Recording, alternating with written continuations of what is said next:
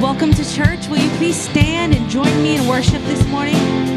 Join us in worship this morning.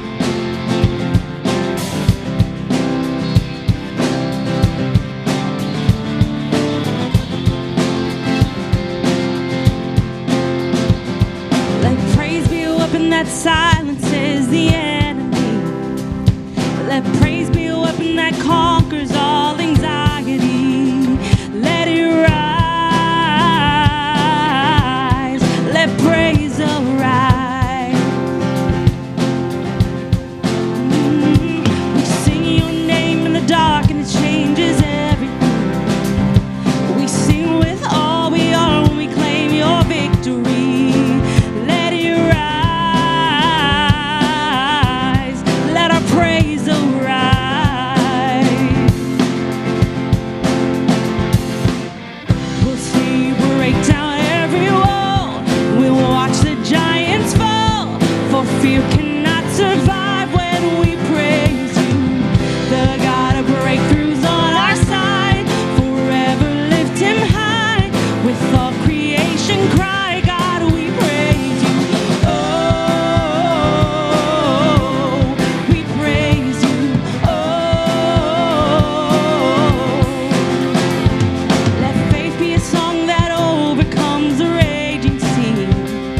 Let faith be the song that calms the storm inside of me. Let it rise. Let faith arise. Yeah.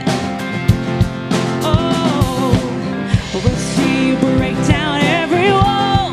We'll watch the giants fall, for fear cannot survive when we praise you. The God of breakthroughs on our side, forever lift him high. With all creation cry, God, we praise you. Oh, we praise you. Oh, we praise you. Oh, we praise you.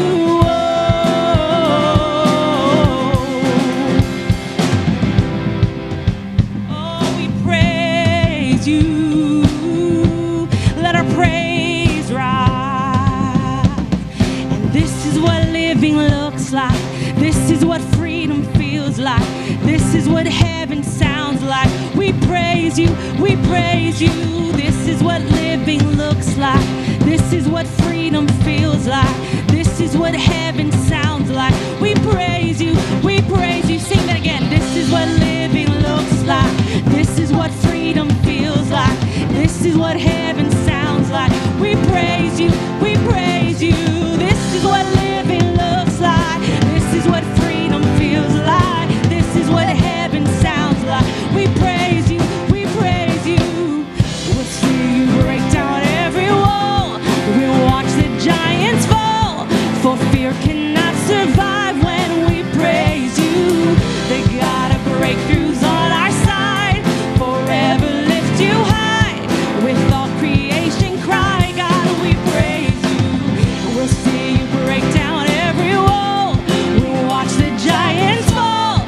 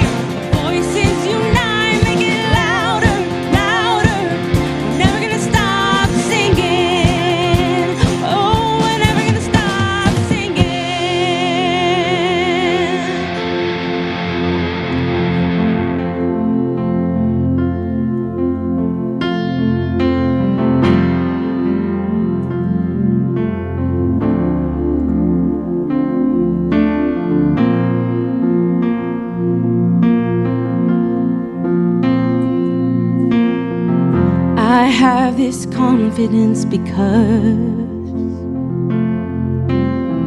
I've seen the faithfulness of God, the still inside the storm, the promise of the shore. I trust the power of your word,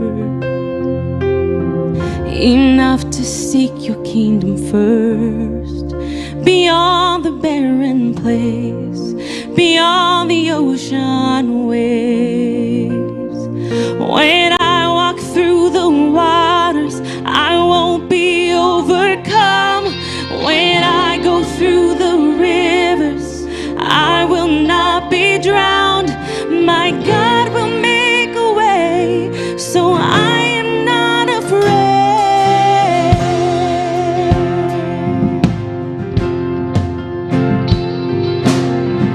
You keep the promises you made. There isn't one that is delayed, so I will not lose heart.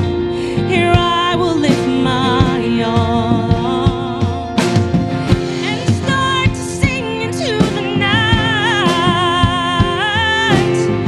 My praise will call the sun to rise, declare the battle's won, declare that it is done. When I walk through the waters, I won't be overcome. When I go through the rivers, I will not be drowned. My God will make a way, so I am not afraid. When I am in the fire, I will not feel the flame. I'll stand before the giant, declaring victory. My God will make a way, so I am not afraid. Before me, behind me, you're always beside me.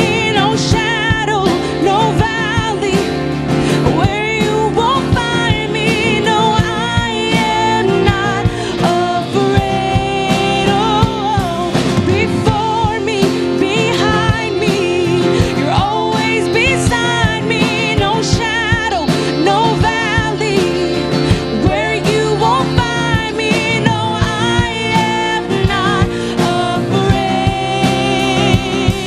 No, I am not afraid. When I walk through the waters, I won't be overcome. When I go through the rivers, I will not be drowned. My God will make a way, so I am not afraid. When I am in the fire, I will not feel the flame. I'll stand before the giant, declaring victory. My God will make a way, so I am not afraid. No, I am not afraid. I am not afraid.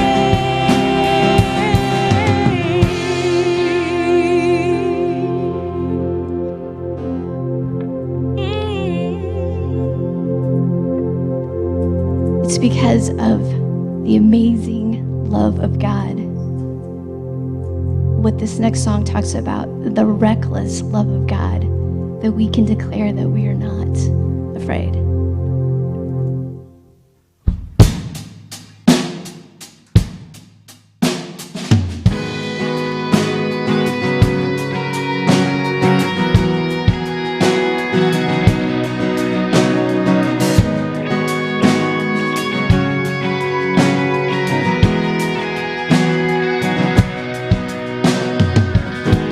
Before I spoke a word, that you were singing over me.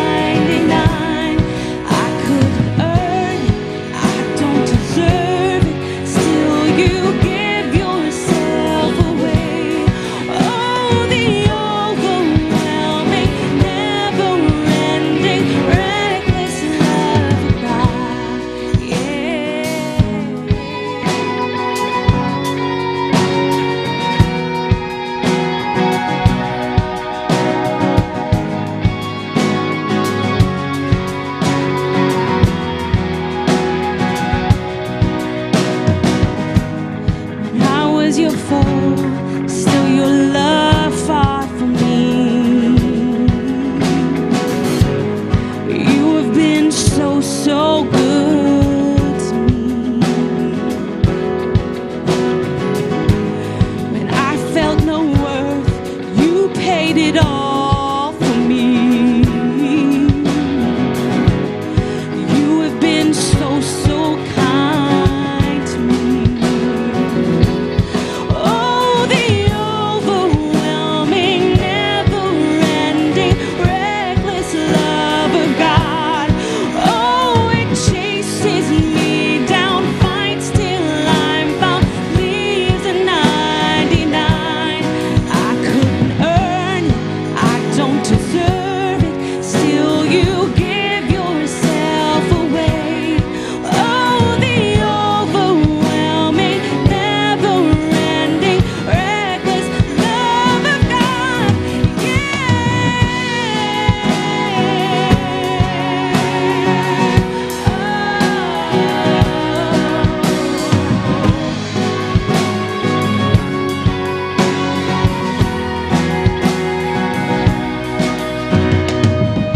There's no shadow you won't light up, mountain you won't climb up, coming after me. Let's sing that out.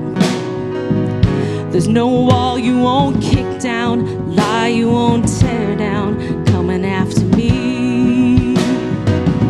There's no shadow you won't light up, mountain you won't climb up, coming after me.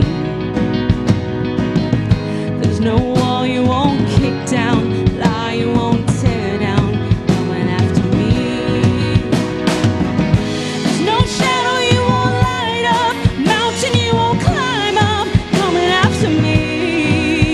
Yes.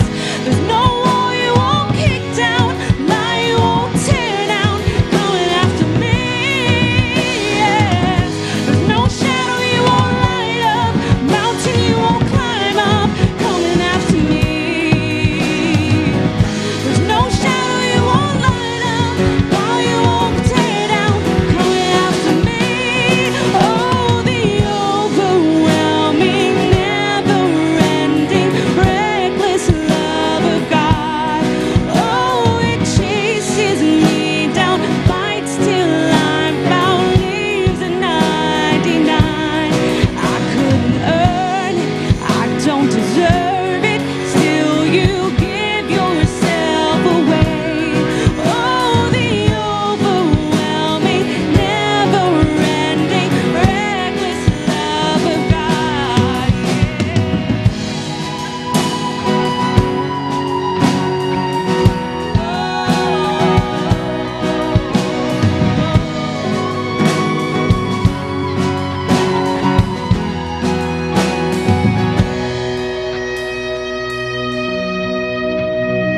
God, we thank you for your love that fights for us, that chases us down. God, we love you and we thank you that you have a love so great for us. God, there is nothing that can separate us.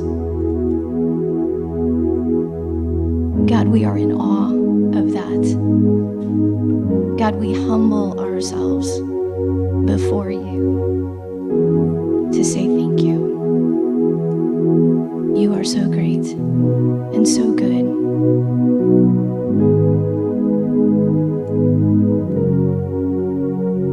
God, we honor you, worship you. God, we love you back. In your name we pray. Amen. You may be seated.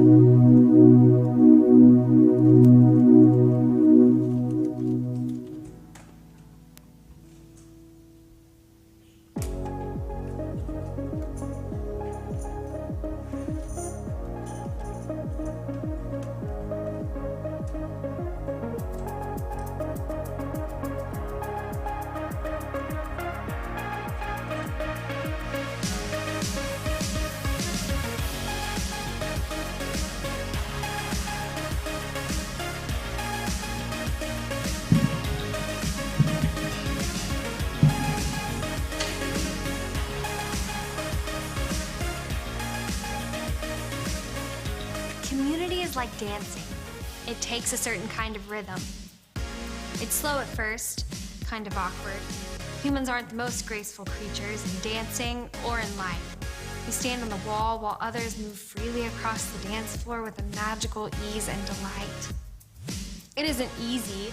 You bring the best and worst parts of you, the dark marks, the dirty secrets, things you're afraid to talk about, or the questions that seem wrong.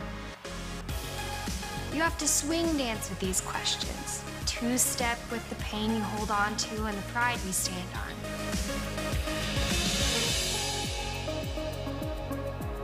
It's here, on the dance floor, where we hear the gentle voice of community, of family.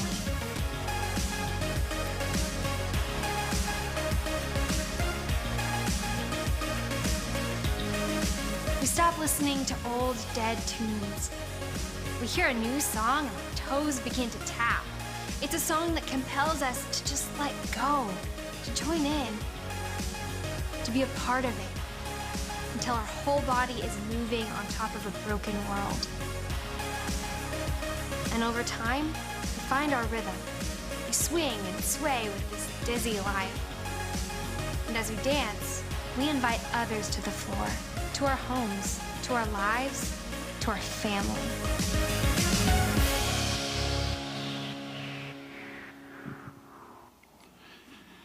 Did you find your dance partner in that video? Like when I watch it every week, I'm like, who am I in that dance video? Like I want to think I'm one of the young cool guys, but yeah, see? I'm probably the awkward guy with the tie and the beard, you know, who's balding. I'm not balding, but you know, he's balding. And so I probably identify more with that. So every week that I watch it, I'm like, which one of those am I? And thank you, Jody, for calling me out. And I'm going to ask you again this week, like I have every week, how many of you danced this week? Where did you dance? In the kitchen. I like the kitchen. I got a story about that today. At work. Where else? In the street. It's my daughter. I like it. Last Sunday after church, I have one that's, my oldest is going to be 22. So if I see her once every 6 to 8 weeks, I'm doing really good. And it had been a while, probably since vacation, since we'd seen her. And so she was coming over, and she comes over to the house, and we're having a great time. And her friend Katie comes over, and Katie is like when Katie walks into a room, the party starts type of thing. Right? She's the life of the party. And at one point, somebody yelled "dance party," and they were playing. So I think we were dancing to Little John, if I remember right. And so, but we had a dance party, a little dance party in our kitchen. And now many of you emailed me and texted me. I love it. Keep them coming. I walked into a meeting earlier this week to somebody who doesn't even go to our church, and they're like, "I just want you to know, I was dancing in my car this week." And I'm like, yes! So we're on the series on dancing where I'm inviting all of you. Every week we have an opportunity to dance in church. And growing up in the church that I did, you didn't dance in church. That was blasphemous. How many of you have shared that experience maybe? Like you didn't, even though it's everywhere in the Bible. I was like, read the Bible. It's all over the place. They danced all of the time. Worship in the Old Testament, lots of instruments. Lots of singing and shouting and praising, lots of dancing. Preaching, not so much. So I'm like, why don't we dance? I've been asking this question every week. Why don't we dance? Dancing is something that's going on inside of us. And it wells up inside of us so much that it just has to get out. And so it comes out of us, right? And so in theory, the Holy Spirit, the Spirit of God is working within us, and we're feeling that, we're experiencing that in some way, and it just has to come out. And so I think we're scared to dance, As a white middle-aged man, I'm terrified to dance because I'm not good at it. And so, man, y'all are quiet this morning. No feedback whatsoever. All right, I'll get you. I'll keep going. So I hope y'all are dancing. I got lots of good stories of people dancing in cars. Stephanie shared with me they danced at her school this week. They went back to school, the teachers did. And so they were dancing in a classroom or a gym. I don't remember which one it was. But the last few weeks I've been encouraging you. We started with Life's a Dance because that's the name of the series. But what is life? Life's a dance, and so you learn as you go, right? We sing that song. We read a story about David, where we see David dancing an awful lot. David, who is the author, or at least the compiler of the Psalms. And then we read about David in 2 Samuel. So in 2 Samuel chapter 6, we read about how he gets the Ark of the Covenant, because the Ark of the Covenant is somewhere else. he takes over, or he takes back Jerusalem, that he calls the city of David. And then as he's bringing the Ark of the Covenant back, right, people died initially. And so he was learning in his journey as he went. He waited several weeks. And they tried it again, and it worked okay. And as he gets back, what does he do? He strips down. He has an apron on. Well, I'll call it an apron, but it's like an apron or a loincloth, and he just starts dancing around, right? Life's a dance, and we learn it as we go. Now, last week, for those of you who were here last week, I can't remember what we talked about. This is why I write it down. And so, last week was we lift each other up.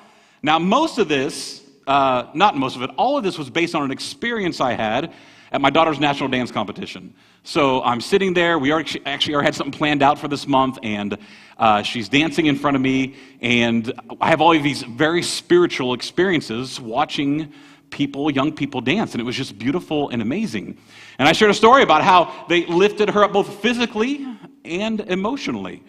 And I told a story about Moses, right? When I read the Bible, I love to read the little things, like what's really going on here, what's the story behind the story. And so I read the story about Moses that I had completely forgotten. And his brother Aaron and one of his other friends, Hur, he's up on a hill during a battle, and he's holding the staff of God, and he gets tired because he's there all day. And his friends literally come up next to him, and they each hold his arms, right? They lift him up, right? And there's something beautiful in that. Often we read that story, and we attribute the wind to God and the staff, but there's so much more. That's part of the story, but there's so much more to it. Today's going to be no different. We're going to go back to David. We're going to be talking about David and his experience. But today's title for the sermon is Focus. I'm watching these young people dance, and the amount of focus and discipline that it takes is astounding to me.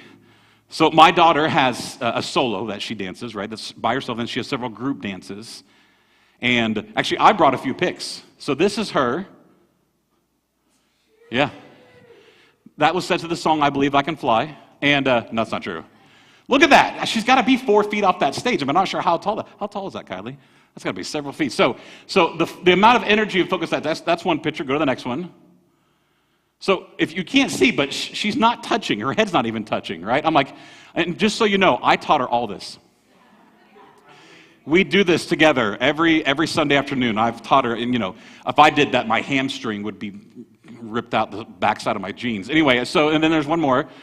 I'm like, yeah, again, I taught her all those things. So, no, I don't have anything to do with that. My wife could probably do some of that. I can't do any of that. But the amount of focus, like if you watch her, and my daughter's a lot like my wife. There can't hide anything on the face, and so she's like very, very intense when she's doing these things. I'm like, man, the focus that it takes to do this. And I thought, in our life, we often lose focus, and it's easy. Like when they're dancing, on occasion, they'll lose focus, and what happens when they're doing those jumps and those handstands, right? Splat, right? That's just... I didn't have a visual, I didn't get a picture of one of those, but we've all seen it, right? Somebody falls. That's really why you go to dance competitions, in case they fall, right? That's why you go to car races, in case they wreck. And so, nobody does that. But in life, we lose our focus often. And in the Bible, there's lots of stories. And some of the stories, and mainly we look to a lot of Jesus' teachings, we look to from the lens of, do it like this, right? And he'll spell things out and line things out. A lot of the Bible and a lot of the Old Testament is don't do it like this, okay? Now, how many of you are managers or leaders in your organizations that you're a part of? Okay. Somebody's raising somebody else's hand.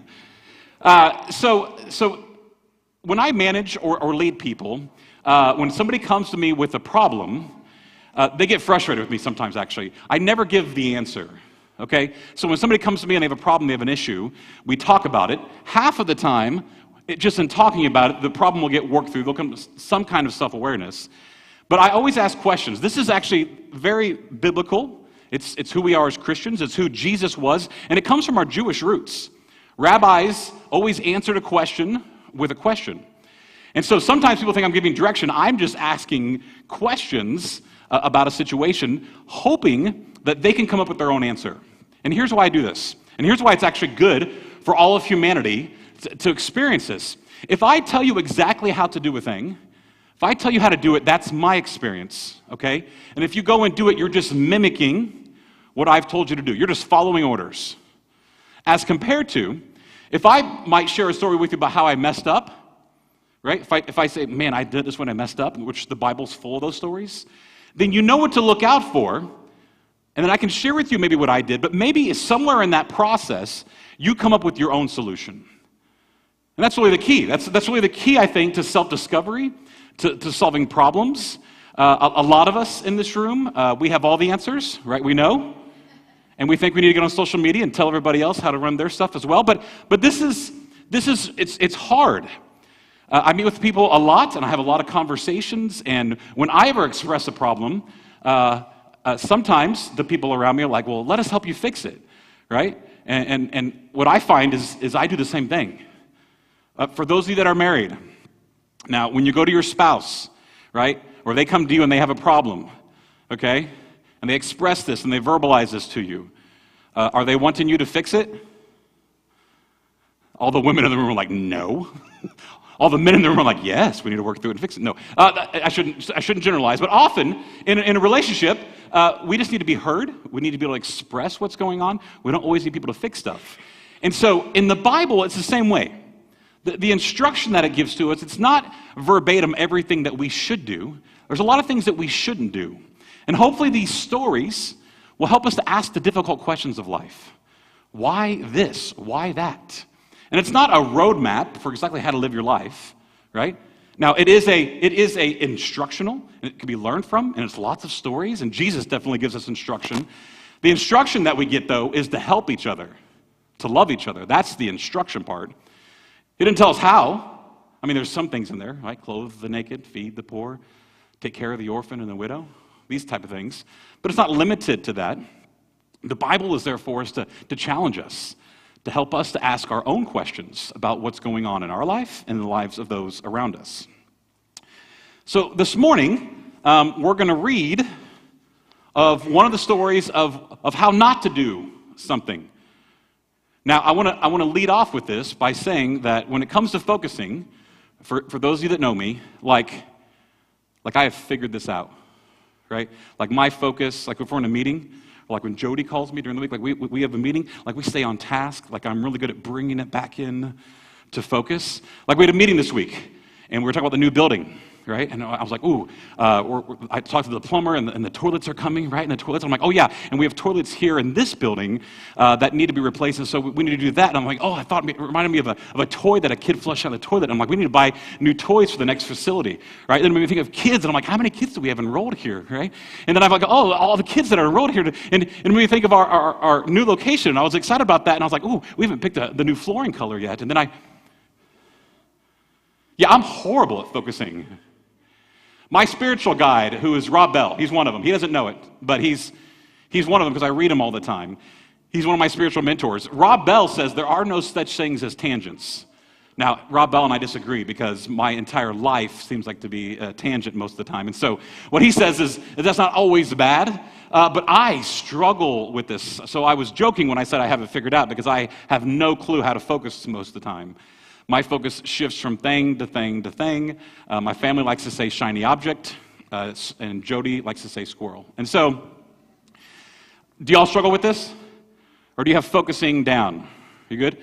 Now, Jesus describes our faith in such a way. Go to Matthew 7. And in Matthew 7, Jesus says, the gates are wide, right? But the path is narrow.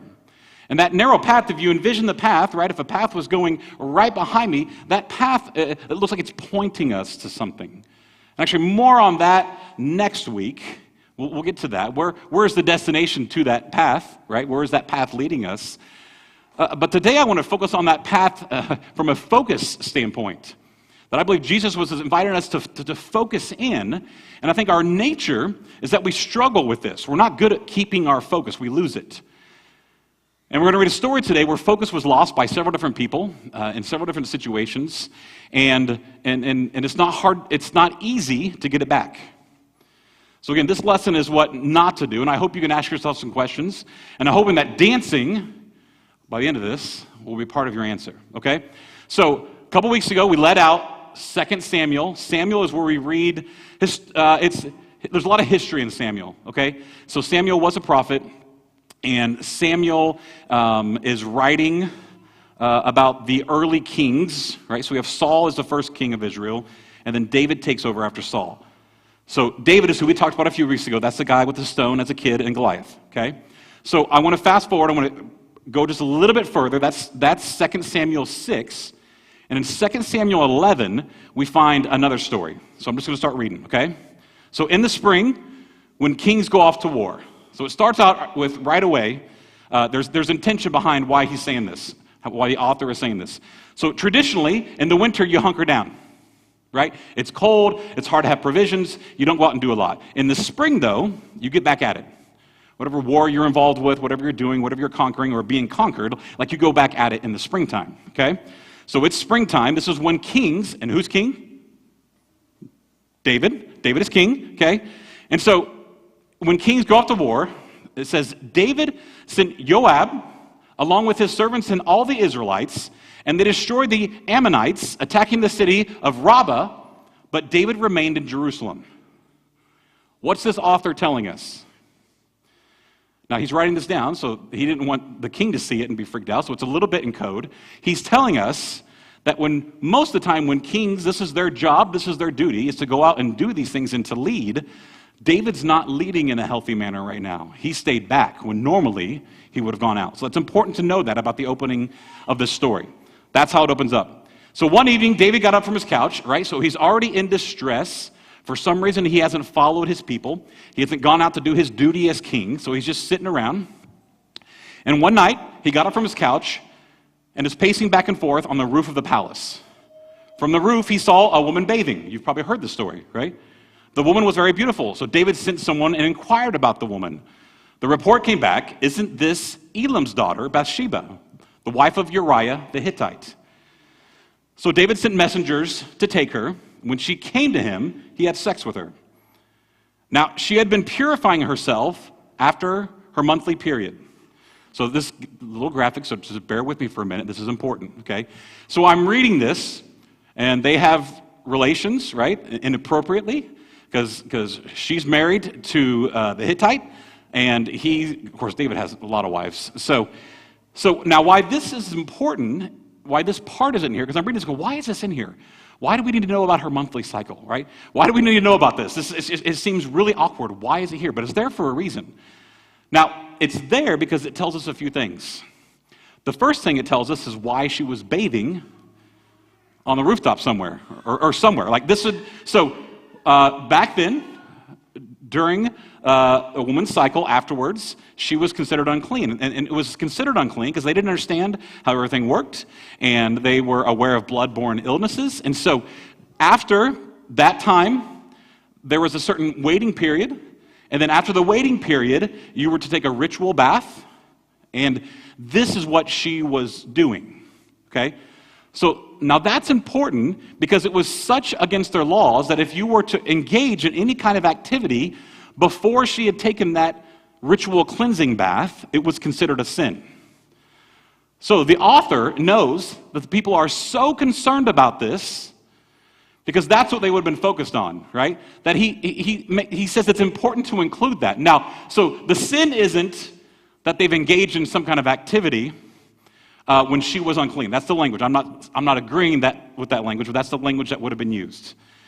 And so what the author is saying is that she had already surpassed that. So that tells us that that's why she was doing it, right? Because I've heard people say, well, why was she? Well, this was a ritual that all women participated in. That David was creeping. And so that's why she was doing it. It gives us a time frame for what's going on with her and her body, right? And it tells us the people were way out of focus with what was important. Because they would have focused on the sin of that instead of the other sin that was happening, that they were having an affair, right? And so it also tells us that most likely in her cycle, she probably would have been ovulating at the time. This is also how we know that it's probably David's kid, right? So that one little statement that seems really awkward and uncomfortable. And by the way, I posted on Facebook, I put the word ovulating, and somebody reached out to me like, that's really awkward for a pastor to say. And I'm like, I promise it's relevant. I promise it makes sense, that there's a point to this. And there is. I mean, the reason why it's included in the scripture is because it has a point to us and it speaks to us. It shows you how far off base the Jewish people, the Israelite people, had gotten. And it shows you where their focus was. And their focus was over here on the semantics of the law, and so they had to intentionally write this to say, no, you need to shift your focus to where it is, okay? So the story goes on. She returned home, and then she conceived, and then she told David about it, right? She gets pregnant from this. So what does David do? David goes to Joab, send me Uriah the Hittite. So Joab sent Uriah to David, right? So Uriah is the husband of Bathsheba, and David's the king. He's not out with his men, but he sends for Uriah. When Uriah came to him, David asked about the welfare of Joab and the army and how the battle was going. Then David told Uriah, go down to your house and wash your feet. Now that statement just simply means like they would have washed up because they had been out in battle and in war. He's like, go home. And what's he really trying to get him to do? To go be with his wife so that they think the baby's his and not David's, right? Can you see how out of focus David has become? It starts with a little thing. He doesn't follow his men out. It doesn't seem like that big a deal. He has the right to choose. He's the king. He can stay wherever he wants.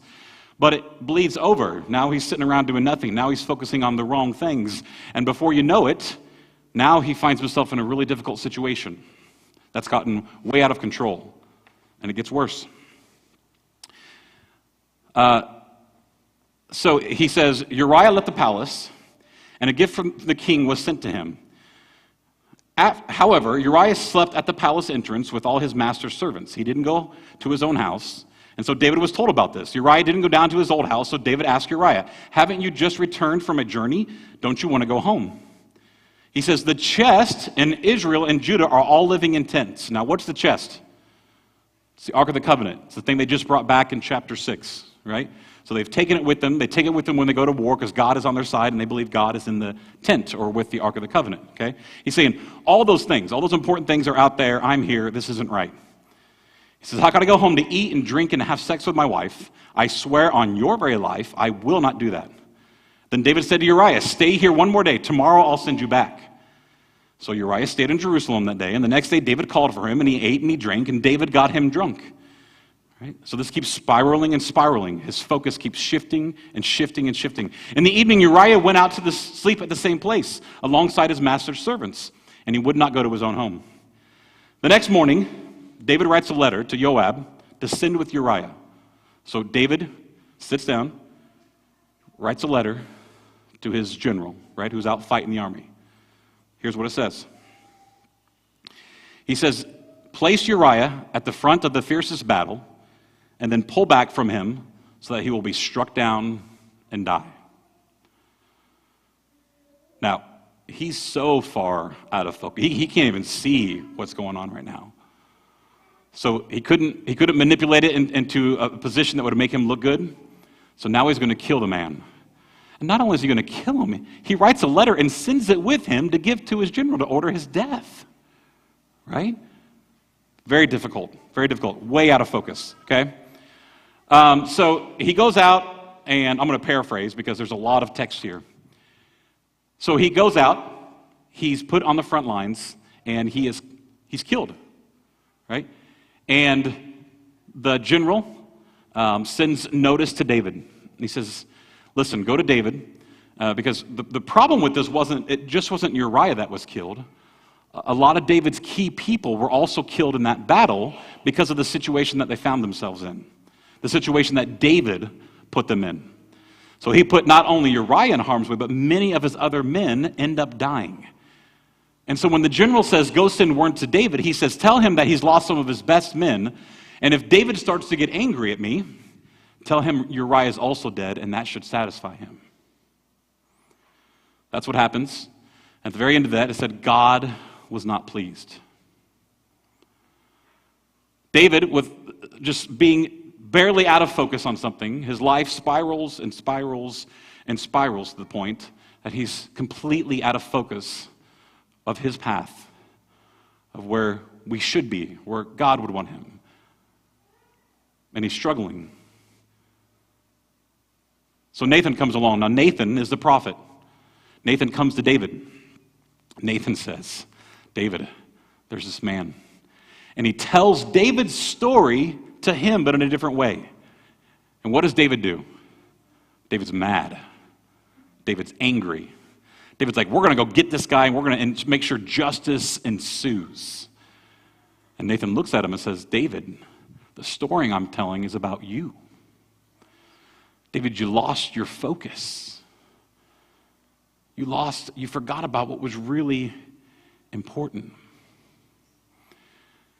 I think in our lives, we struggle with this. And it always starts as something small, right? Something that seems fairly innocent, or a decision that we make that seems fairly innocent, or what's the harm going to be in this? And then it spirals, and it spirals, and it spirals. Y'all do this? Do you find yourself in these spirals, and then one day you wake up, you're like, how am I in the middle of this mess? How did I end up here? How did I end up here in my marriage? How did I end up here with my job? Why do my kids hate me? Don't answer that. I think it's human nature. I think the invitation of our faith and our spirit and of God is that we keep that focus. And that focus is always centered in love. And so I'm thinking about this sermon, and I'm like, how does this tie into dancing? Her focusing on dancing and showing that focus and us losing our focus, how does that all tie together? You know, we opened up one of the first weeks, I talked about Jeremiah 31, and in Jeremiah 31, it's my daughter's dance studio. It's named after that scripture. In Jeremiah 31, it talks about how dancing turned mourning into joy. Right? So I say that it's something happening within us and it just has to come out. But what I've challenged you all with every week is I believe the inverse is true, that when we dance, maybe the mourning, the struggle, the anti-focus or the leading away from something, maybe dancing can lead us back into something else. And I was going over this with Jody, and she goes, I got a song, right?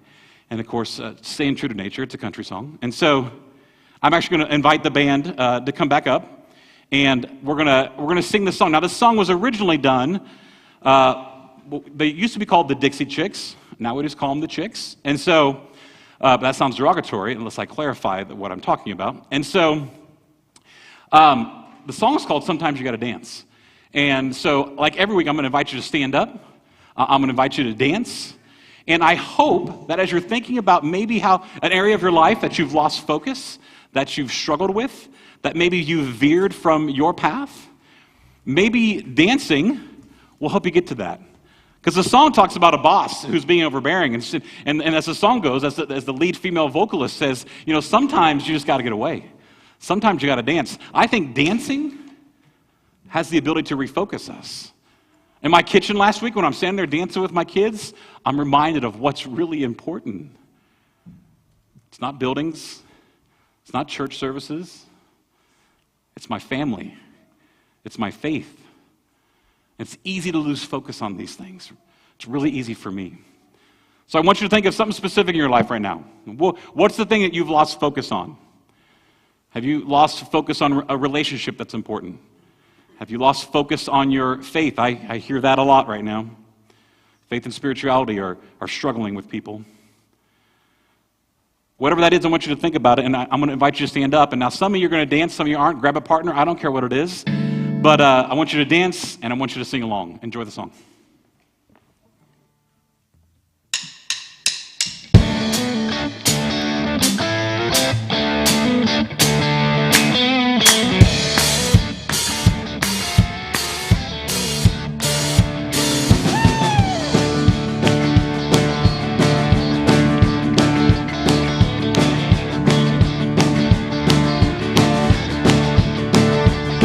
About 5 to 5 on Friday, and we were all getting ready to go. And the boss man started screaming, and his veins began to show. He said, you come with me, 'cause you're gonna have to stay. My heart was thumping, I was jumping, I had to get away. Some days you gotta dance, live it up when you get the chance. 'Cause when the world doesn't make no sense and you're feeling just a little too tense, gotta loosen up those chains and dance. Well, I was talking with my baby over a small glass of tea. a loaded question. He said, how do you feel about me? My mind was racing, I was pacing, but the words just wouldn't come. And there was only one thing left to do. I feel it coming on. Some days you gotta dance, live it up when you get the chance. 'Cause when the world doesn't make no sense and you're feeling just a little too tense, gotta loosen up those chains and dance. Oh, dance a little, babe.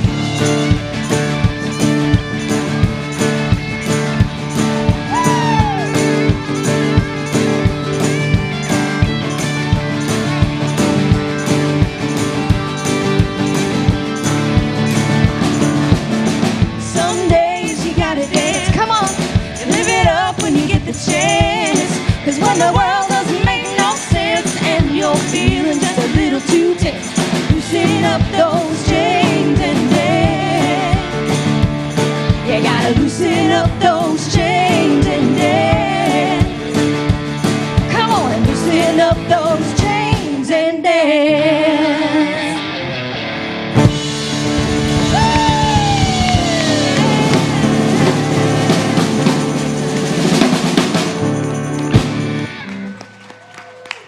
We don't have fun in church anymore, right? This is fun, this is exciting, and we're not going to end there. I'm going to challenge you to go dance this week, and I'm going to challenge you one more time. We're going to hit it up with some Footloose. Let's do it.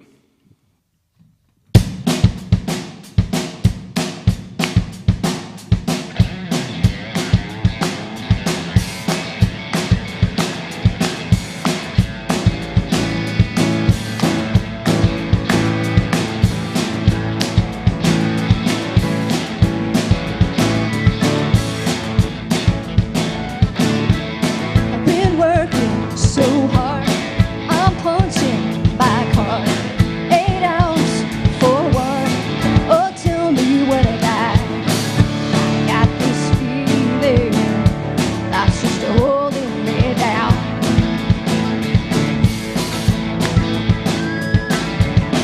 I'll hit the ceiling, or else I'll tear up this town. Tonight I gotta cut loose, loose, kick off your Sunday shoes. Please, Louise, pull me off of my knees. Jack, get back, come on before we crack. Loose, you're loose, everybody cut loose.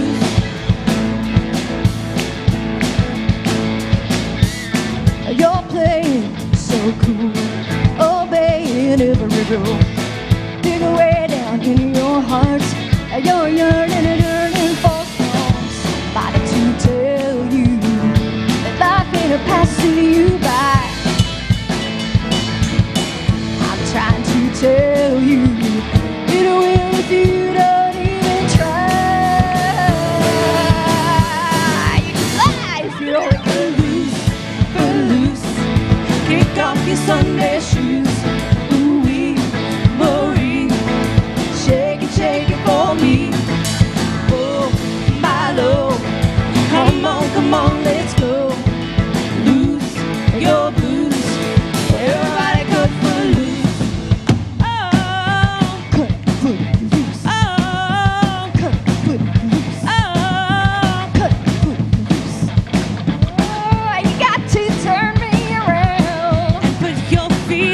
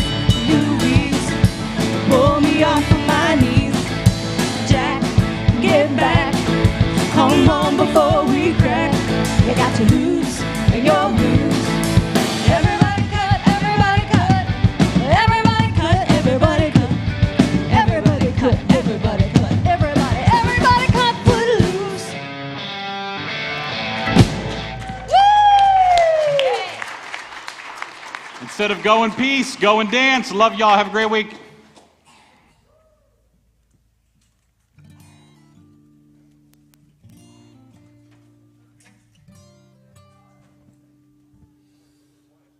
There were three before the king. There were three who wouldn't bow to him. But when you heard the music play and you were standing, you would burn. Yeah. They looked at Oh, really? And they're better than what you think.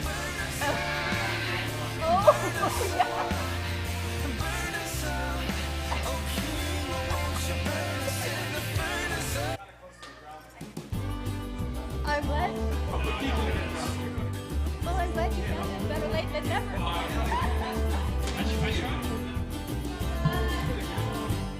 more beautiful than anyone ever.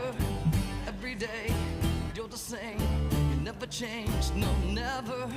And how could I ever deny the love of my Savior? You are to me everything, all I need.